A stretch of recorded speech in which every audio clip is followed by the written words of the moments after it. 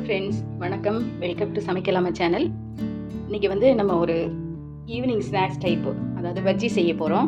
பஜ்ஜியில் ஒரு 3 வெரைட்டி செய்யலான்ட்டு இருக்கிறேன். அது ஈவினிங் பிள்ளைங்க ஸ்கூல்லேருந்து வந்ததுக்கப்புறம் ஏதாவது பசிக்குதுன்னு கேட்டால் செஞ்சு கொடுக்கலாம், இல்லை கெஸ்ட்டு யாராவது வந்தால் அவங்களுக்கு செஞ்சு கொடுக்கலாம், இல்லை நமக்கே ஒரு ரெய்னி சீசனில் ஏதாவது சாப்பிடணும்னு தோணும், அப்போ செஞ்சு கொடுக்கலாம். வாங்க ஃப்ரெண்ட்ஸ், வீடியோக்குள்ளே போயிடலாம். எப்படி செய்யலான்னு பார்க்கலாம். அதுக்கு நான் 1 கப்பு கடலை மாவு எடுத்து வச்சுருக்கேன். அது ஒரு பவுலில் சேர்த்துடலாம். கொஞ்சமாக பெருங்காயம், ஒரு 1/4 டீஸ்பூன் பெருங்காயம், ஒரு பிஞ்சு பேக்கிங் சோடா, ஒரு 1/4 டீஸ்பூன் மஞ்சத்தூள், ஒரு 1/2 டீஸ்பூன் பிளெயின் சில்லி பவுடர். நான் இதில் எதுவும் கலர் சேர்க்க போகிறதில்ல. கடைகள்லாம் கலர் சேர்ப்பாங்க, நமக்கு இதுவே போதுமானதாக இருக்கும். அப்புறம் உங்களுக்கு ஒரு சீக்ரெட் சொல்லித்தரேன் ஃப்ரெண்ட்ஸ். இந்த பஜ்ஜியெல்லாம் முக்கி வர்றதுக்கு வந்து நான் இந்த மாவை தான் சேர்ப்பேன். அதாவது நம்ம வீட்டில் இருக்கிற இட்லி மாவு இருக்கு இல்லையா, அது ஒரு 1/4 கப்பு சேர்த்துருவேன். அதை சேர்த்துக்கோங்க. சால்ட்டு. இது எல்லாத்தையும் ஒரு விஸ்க் வச்சு நல்லா மிக்ஸ் பண்ணிடலாம். கொஞ்சம் கொஞ்சமாக தண்ணி விட்டு மிக்ஸ் பண்ணணும். மிக்ஸ் பண்ணிக்கலாம். எல்லோரும் வீட்டில் இதெல்லாம் செய்வீங்க தான் ஃப்ரெண்ட்ஸ். ஆனால் நான் பிகினர்ஸ்க்காகவும் பேச்சுலர்ஸ்க்கும் ஏதாவது சாப்பிடணும்னு தோணும். அப்போ இது மாதிரி செஞ்சு சாப்பிட்டா கொஞ்சம் ஹாப்பியாக இருப்பாங்க. அதனால தான் இந்த ரெசிபி நான் சொல்கிறேன். அது போக என்னோட ஒரு சீக்ரெட் இன்க்ரீடியண்ட்டும் சேர்த்துருக்கேன். அதாவது இட்லி மாவு நம்ம வீட்டில் எப்போவும் அவைலபிளாக இருக்கிறது தான். அதனால தான் அதை ஒரு 1/2 கப் சேர்த்துருக்கேன்.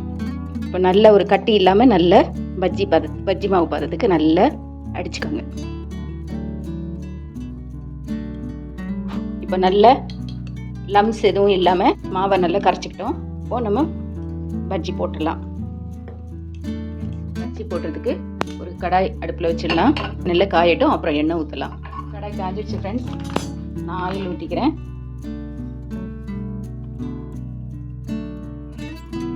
ஆயிலும் நல்லா காயட்டும் ஃப்ரெண்ட்ஸ். எண்ணெய் நல்லா காஞ்சிடுச்சு. இப்போ நம்ம முதல்ல வாழைக்காய் பஜ்ஜி போட்டுடலாம். அதுக்கு நான் வாழைக்காயை நல்லா இதில் மாவில் துவச்சி எடுத்து இதில் போடுறேன். பாருங்கள் ஃப்ரெண்ட்ஸ், என்ன அழகாக ஒப்பி வருது நல்ல. அது என்னன்னு கேட்டால், நான் அந்த இன்க்ரீடியன்ட் சொன்னேன் இல்லையா, மாவு சேர்க்கணுன்னு, அதனால தான் இப்படி வர்றது. பாருங்கள் ஃப்ரெண்ட்ஸ், எப்படி நல்லா உப்பி வந்திருக்குதுன்னு. இந்த பதம் வந்தோடனே, கோல்டன் ப்ரௌன் வந்தோடனே எடுத்துடலாம். அடுத்து நான் கொஞ்சம் வெங்காயம் போட்டுக்கிறேன். வெங்காயம் பஜ்ஜி போடுறேன்.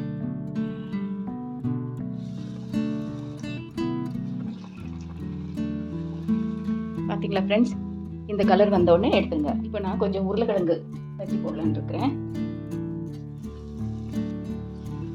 எடுத்துடலாம். ஹலோ ஃப்ரெண்ட்ஸ், வாழைக்காய் பஜ்ஜி இது போட்டிருக்கோம். வாழைக்காய் பஜ்ஜி, இது வந்து வெங்காய பஜ்ஜி, உருளைக்கிழங்கு பஜ்ஜி. அதுக்கு நான் இன்றைக்கி எங்கள் வீட்டில் அரைச்ச கோகனட் சட்னி அண்ட் சுட சுட காஃபி, 1 கப் காஃபியோடு இன்றைக்கி எங்கள் வீட்டில் சர்வ் பண்ணியிருக்கிறேன். ஒகேஷ்னலி நம்ம வீட்டில் இதை சாப்பிட்றதுனால எந்த பிரச்சனையும் இருக்காது. ஏன்னா நம்ம வீடுகளில் சுத்தமாகவும் எண்ணெயெல்லாம் ஃப்ரெஷ்ஷான எண்ணெயும் நம்ம பயன்படுத்துகிறோம் இல்லையா, அதனால அவ்வளோ பயப்பட வேண்டிய தேவையில்லை. டெய்லி நம்ம சாப்பிட போகிறதில்ல. என்னைக்காவது ஒரு நாள் ஒகேஷ்னலி நமக்கு சாப்பிடணும்னு தோணும் போது இப்படி ஹெல்த்தியாக செஞ்சு சாப்பிடுங்க. இந்த வீடியோ உங்களுக்கு பிடிச்சிருந்ததா, நீங்களும் உங்கள் வீட்டில் இது மாதிரி செஞ்சு எல்லாருக்கும் கொடுத்து அசத்துங்க. இந்த வீடியோ பிடிச்சிருந்ததுன்னா லைக் பண்ணுங்கள், ஷேர் பண்ணுங்கள், கமெண்ட் பண்ணுங்கள் அண்ட் சப்ஸ்கிரைப் பண்ண மறக்காதீங்க ஃப்ரெண்ட்ஸ்.